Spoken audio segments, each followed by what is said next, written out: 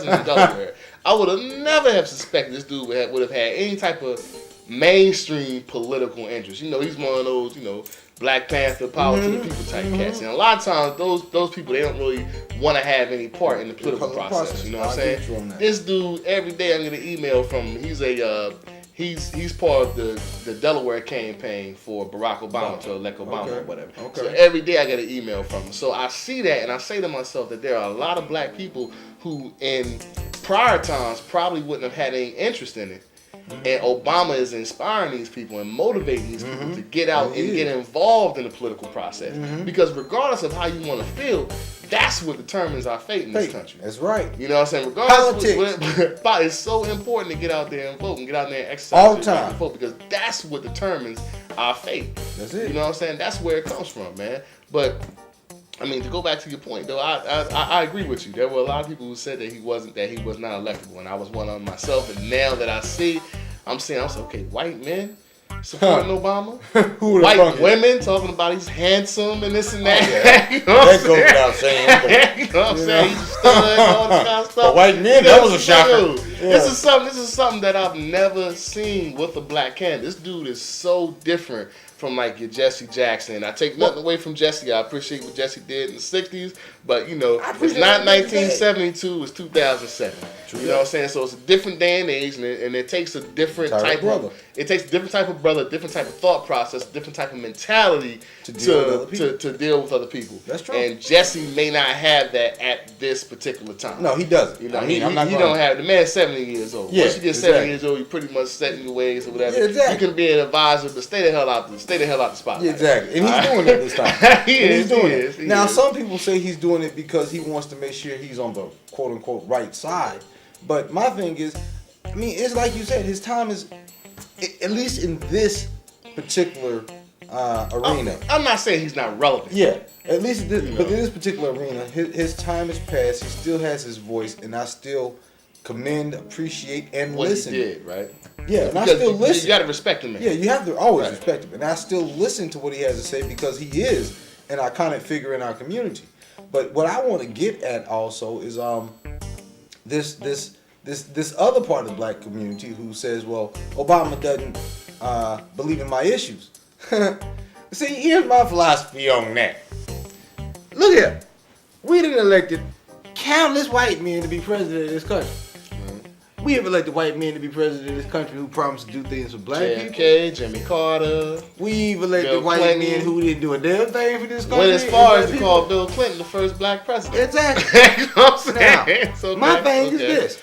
Every president who has had his white little ass in that seat has jerked around poor people, black people, Hispanic people, Asian. If you wasn't white, you wasn't right. Now, every one of them has done something. Maybe not extremely egregious. Maybe it was subtle. But the point is, if you're president, it's some hard choices you're going to make. And you're going to have certain people or businesses that you're going to have a certain alliance with. Because those are the people that put you in office in the first place. Exactly. But my thing is this. For a black man or woman to say that Obama does not represent my issues, I say to them, what politician has represented your issues and done something for your community like they said they was going to do when they were on the campaign trail? And I got the answer for you. Not a damn one. But it's just that simple. But you know what, so vote your color, baby. I think a lot of times, the issue with Obama is that he's not running on a black platform. He don't have to. He's not doing the Al Sharpton campaign. He doesn't have to. But he can't go outside of race. And I'll say one thing about him. The brother's smart. Because anytime in a debate where they try to pin him down on that, he answers the question, but he gives it a universal spin. Exactly. Like if they say, okay, well, what about, those code words, urban renewal, welfare reform, he makes it universal. He wants to help all people, regardless of race, creed, color. He's concerned about poor people in general. Disenfranchised people in general. You know what I'm saying? Not just black people, but because there are a lot of white people out there that are struggling. Just like black people. And that's what I'm trying to say. White people. That are disenfranchised to us. Exactly. And I'm like this. His position is exactly as it should be. And our position is having that one individualistic right to vote should be this. if you got a viable black person, whether it's male or female, running for president versus a white woman who's running for president that we are comfortable with in this 35 years of experience, ain't nothing but a bunch of So you saying, hold up, so you saying vote your color? I'm saying to vote, hold on, nah, man. Because I'm like this. Nah, No, man, no, nah, no. man, I'm like this. Hold on. You vote for the best candidate. The candidate who reflects your issues. You can do that. That's who you vote for. You don't just vote. You don't just blindly vote your color. Hold up. If that was the case, then Barack wouldn't have a chance. Hold up. Then Barack wouldn't have a chance because we outnumbered 10-1. See, this is the typical view most people have. My thing is this. Okay. I'm telling black people, it shouldn't matter about what your perspective is on health care or child care reform or education. What I'm saying is this is the first time we've had a likable, electable black person running for president. So as an allegiance, just on that sole factor, You saying just you're going to get fucked either way. On that soul factor. On that soul factor. Thank you for putting the emphasis on the S-O-U-L. You know what I'm saying? But that soul factor in of itself deserves some credence because of our history in this country. Now, I believe this. When we get to the point in America where we have more than one viable black candidate running for president, then we can vote solely on the issues. Because we have overcome so many other hurdles, we can seriously concentrate upon those issues. So it's kind of like getting behind OJ. It's kind of like getting behind. Exactly. I'm not an OJ fan, but my point was, when I went to work that day, I was happy.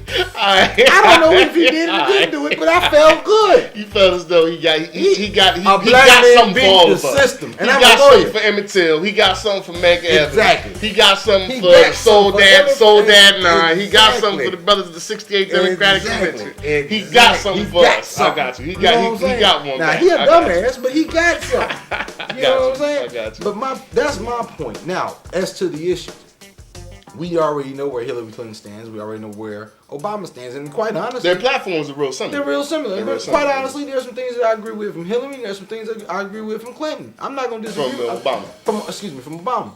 You know, but my thing is that when it comes down to brass tacks, I love Bill Clinton with all my heart and soul. However, he is not me.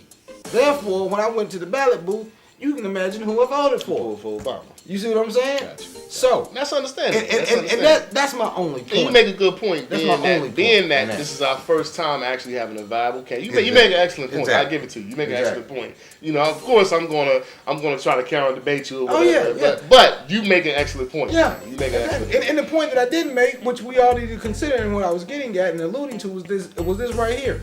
Political candidates have used the black vote to be the swing vote in a number of elections that we've held in our past. They've gotten to office, and most of the times they either did a portion, very small portion, or nothing at all as to what they promised to do for us when they got in that office. So what's the difference in us putting a black man in office that does the status quo, what we used to anyway?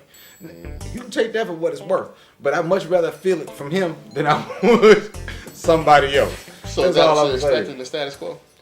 Is that what said again? Is that what you're expecting from Obama, the status quo? Now, of course, there's going to be a change because there's a regime change. There's a regime change. You know, going from Democrat to Republican, he has Democratic-controlled House and Senate now, so he'll have a lot more power. And he'll be able to, you know, the Democrats in the Senate and House won't have to worry about that veto power when they're trying to pass it. Exactly. So, and to me, that is a huge factor because at this point, as it would be for any president who went into the White House, if you're a Democrat at this point in time going into the White House, you should be able to get some things that you want accomplished simply because of the majority. Exactly. And here's a problem with Clinton.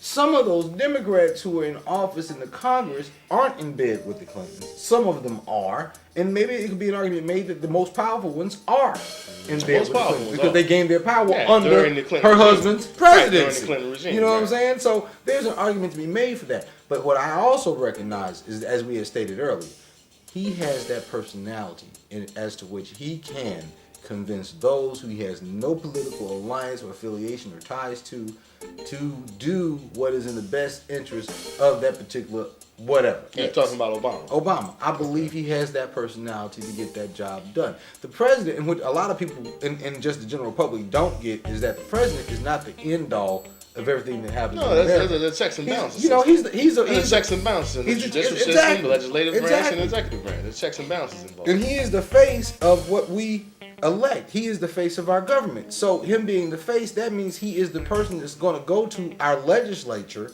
and convince them this is the best course of action as the executive. This is what I'm telling